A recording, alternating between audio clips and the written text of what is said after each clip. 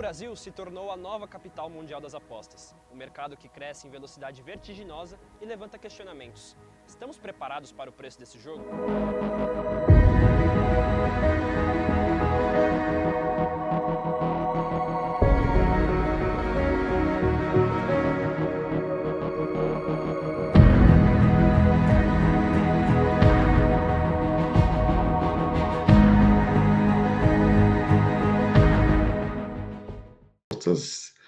De 3 mil, depois 5, 8, 10 mil, né? Coisas assim bizarras. Porque ele é capaz de, em pouco tempo, transformar a sua vida numa catástrofe. Então, existem pessoas perdendo famílias, né? Existem famílias. Histórias assustadoras desse mercado, assim, nesse sentido.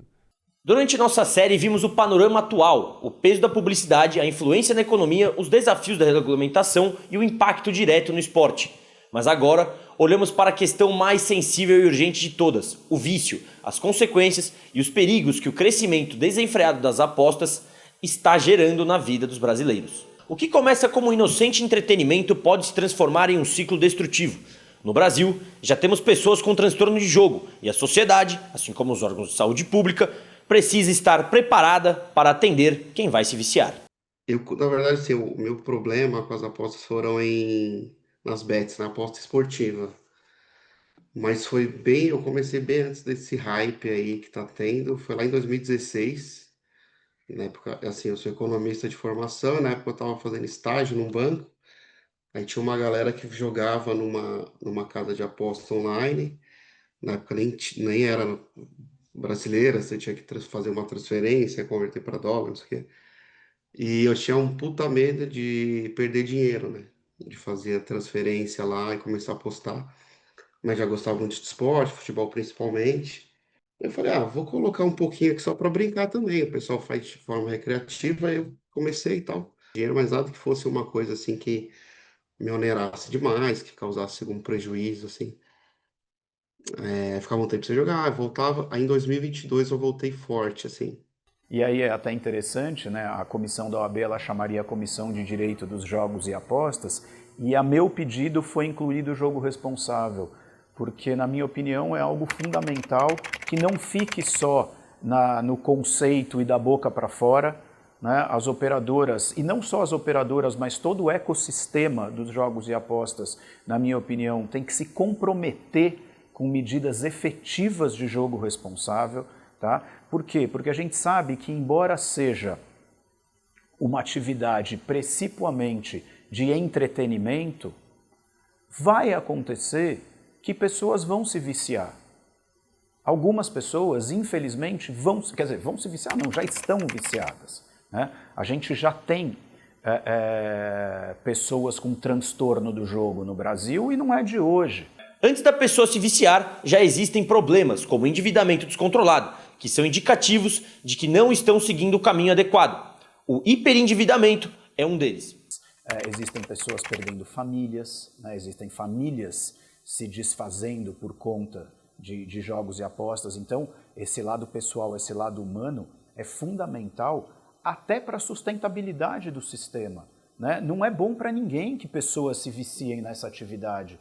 Às vezes as pessoas pensam, não, para a operadora de aposta é interessante um viciado. Não é interessante. Um viciado não é interessante para ninguém. Né? E a sociedade precisa tratar desse viciado. Né?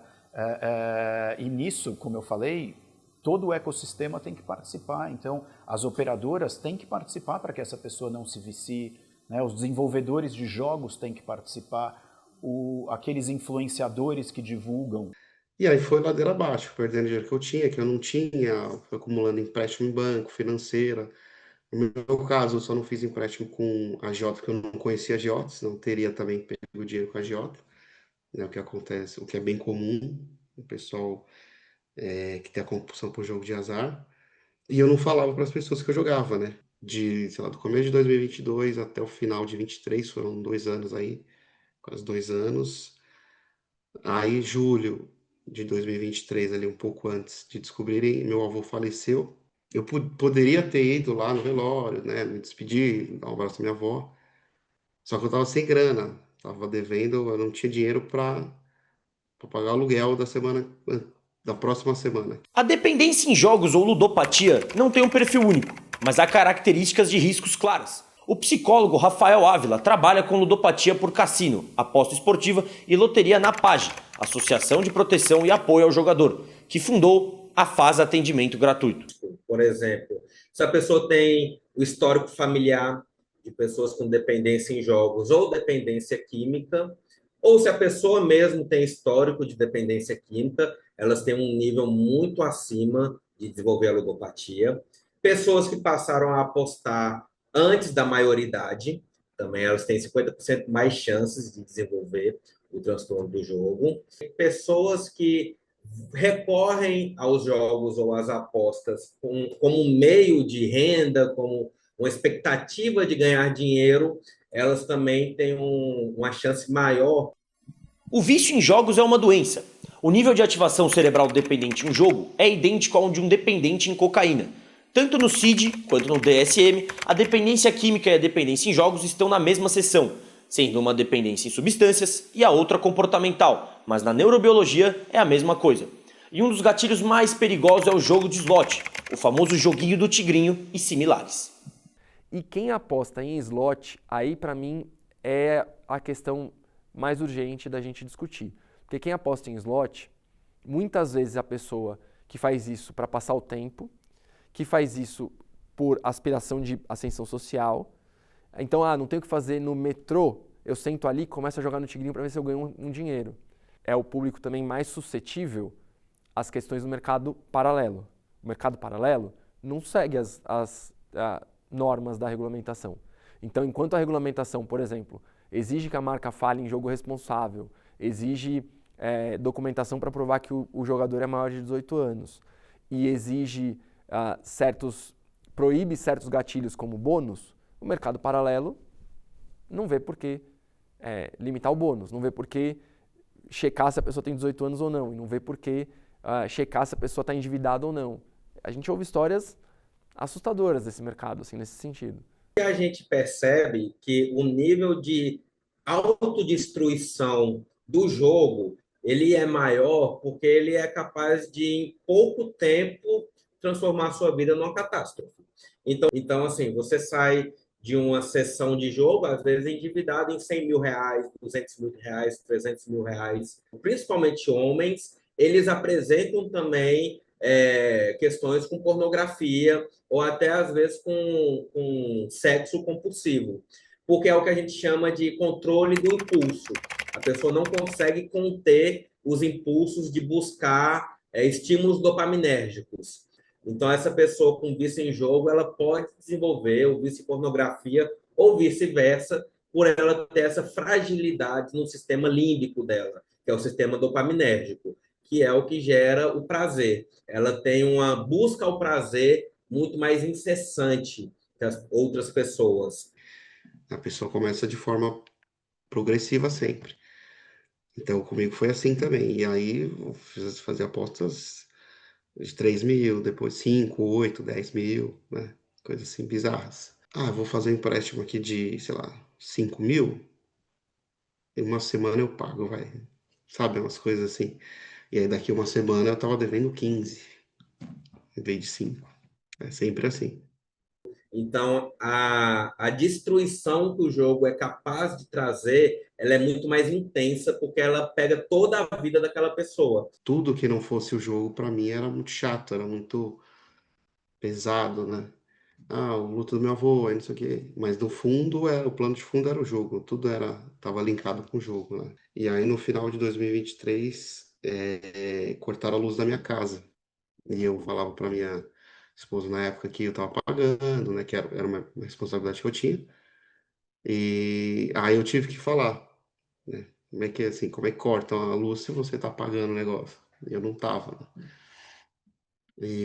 Mas foi ótimo, até brinco, né? Que cortaram a luz, mas foi justamente a luz do fim do túnel.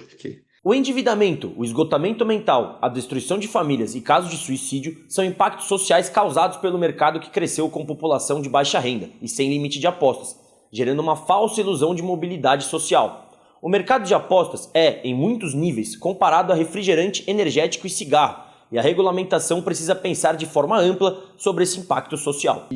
É um mercado que ele tem, em sua natureza, ele tem questões de impacto social. Agora, se você não discute, se você libera propaganda ou comercial de refrigerante em qualquer horário, daqui a 10 anos você vai ter um monte de criança tomando refrigerante, isso vai virar uma questão de saúde pública. Se você não discute o tipo de comunicação e o impacto do cigarro na população, daqui a 50 anos você vai ter que discutir o impacto nos hospitais. Então tem todo o mercado, e aqui eu estou falando desses, mas podia falar de combustível fóssil, podia falar de energia. Todo o mercado, quando você regulamenta, você tem que pensar no impacto social de forma ampla. O mercado de apostas é um mercado relevante dentro da indústria do entretenimento em todo o mundo. As relações pessoais ficam muito estremecidas, porque o dependente mente muito, pega dinheiro emprestado, às vezes rouba dinheiro, ele esconde muita coisa, ele promete que vai parar e não para. E, por exemplo, em uma questão de família, ele prejudica as finanças da família. Então, em relação as relações pessoais, todas ficam muito fragilizadas. Final do mês, está chegando. Eu não tenho dinheiro, preciso pagar as coisas, ao mesmo tempo eu não quero falar para as pessoas que eu tenho esse problema. E eu tenho que pensar um jeito de solucionar. E eu tô com vontade de jogar, eu jogo. Então é um monte de coisa. Eu digo assim, quando eu falei, né, para minha ex, para meus pais, né, que eu jogava, eu tirei, é como se fosse uma tartaruga que tirou o casco ali, né, e começou a andar mais depressa. Foi muito bom. Eu acho que também, isso querendo ou não, acho que me ajudou a não recair, porque eu já estava com muito peso, assim, né. Eu queria falar, ao mesmo tempo eu não queria. Está muito relacionado também, por exemplo, a dependência em jogos de azar com ideação suicida. Então, o vício em apostas e jogos de azar é a doença de dependência com maior grau de ideação suicida. Então, as pessoas com vício em apostas pensam em suicídio muito mais que um viciado em crack, que um viciado em cocaína, que já são números muito altos. Daí você começa a ter pensamento de morte. Nunca tentei contra a minha vida, mas pensei várias vezes. E aí você vai deixando de fazer as coisas. Você vai deixando, por exemplo, a sua prioridade é o jogo, é o produto da sua compulsão. Então, fazer academia, parei. Fazer boxe, parei. Trabalho, pô, virou o pior trabalho do mundo. Preciso achar outro, preciso não sei o quê. E até que ponto aquilo, o tempo que você emprega naquela atividade, está prejudicando as outras atividades da sua vida. Se você conseguir colocar isso na balança e encontrar o equilíbrio, por que não? O problema é que muita gente tem dificuldade para encontrar esse equilíbrio. É a única coisa que de certa forma, assim, me preenchia era jogar. Você vira um escravo do negócio, né? Eu era um escravo do jogo. Essa que é a realidade, né? Como você é aquela galera que tá na Cracolândia ali perambulando, né? A diferença é que eu tô na minha casa, né? Eu tô fingindo que eu sou um bom marido, eu tô fingindo que eu sou um bom profissional, eu tô fingindo que, mas por dentro eu tô igual aquela galerinha ali andando no meio da Cracolândia, né? Tive câncer testicular, né? Eu fui diagnosticado, não que seja desculpa, né? Mas a gente descobre com o tempo que também é uma questão muito, é uma doença, a descrição é essa, uma doença emocional de caráter progressivo, né? Então, se você não tá com a cabeça muito legal, ó, você vai buscar uma fuga, né? Igual o cara que é alcoólatra, ele vai buscar o álcool, né? O cara que tem a compulsão por narcóticos vai na droga buscar o que ele tá sentindo falta. E aí eu caí de vez no jogo, aumentando muito as stakes, os valores, tempo de jogo. Por exemplo, a pessoa com o vício, ela se torna mais sedentária, ela se alimenta pior. Ela pode fazer, por exemplo, se ela é fumante, uma pessoa com vício em jogos de azar que é fumante, ela fuma muito mais quando ela está jogando, por causa da ansiedade, por causa dos sintomas depressivos. Então, não dá para a gente fazer uma associação direta do vício com as doenças, mas o impacto do vício no estilo de vida da pessoa pode impactar diversas doenças. Do tempo que eu descobri, né, que eu tava com câncer a cirurgia que eu fui fazer de remoção do testículo, eu perdi, assim, uma jogada, 15 minutos são, sei lá, 80% do meu salário. Eu falei, putz, acho que eu preciso parar, né? Aí eu liguei para um amigo, pedi um dinheiro. O segmento de iGaming trabalha com o fator de descarga de hormônio e emoção. É muito mais fácil fidelizar alguém que sentiu o gosto de ganhar, nem que seja 1 centavo com gol no fim do jogo. Se a pessoa teve essa experiência, ela vai continuar ali presente. Mas o que leva uma pessoa a entrar nesse ciclo? E no fundo não é pela grana em si, é a dopamina, é o prazer que você tem de jogar. Então eu já tinha dívidas, aí eu dava um green lá, pô, R$ 5, nossa, veio um êxtase, né? Aí eu falei, nossa, a pessoa se fosse 5.000, se fosse, pô, mas foi R$ 5, eu tô com dívida aqui que... Então é sempre o auto-engano, a sabotagem, né? Que eu acordava de madrugada para jogar. Eu, eu já jogava tomando banho, com o braço para fora. Parte pela paixão do esporte, por aquela coisa de... o que a gente vê, muita gente que chega para pedir atendimento com casos de apostas esportivas, elas falam: ah, eu entendo tanto de futebol, eu entendo muito de basquete, então eu achei que eu ia me dar bem. Então, as pessoas, por acompanharem muito futebol, elas acham: ah, isso aqui me deixa mais próximo da vitória. Sendo que isso não é verdade, porque as casas utilizam de fórmulas matemáticas, estatísticas, coisas muito mais precisas do que a tua opinião. E aí, essa questão das pessoas terem essa proximidade, acompanharem campeonatos, faz elas acharem que elas têm alguma vantagem sobre a casa. Então, a casa aí está errando, olha aí, ela acha que o Flamengo não vai ganhar.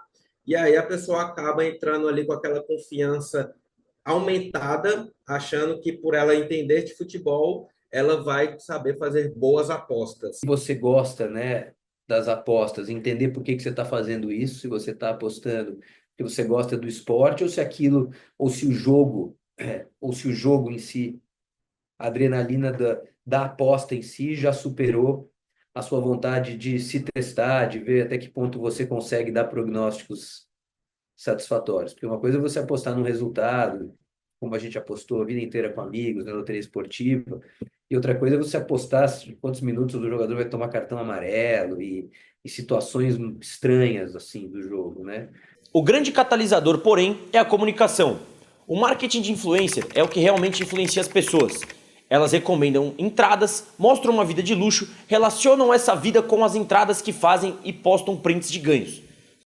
Eu não vejo muitas pessoas sendo incentivadas a apostar porque tem um patrocínio ou porque tem as placas de publicidade, mas eu vejo mais quando, por exemplo, na transmissão de televisão, os caras falam, tá pagando odd 2 para sair um gol no segundo tempo. E aí vem um comentarista: nossa, essa tá boa, hein?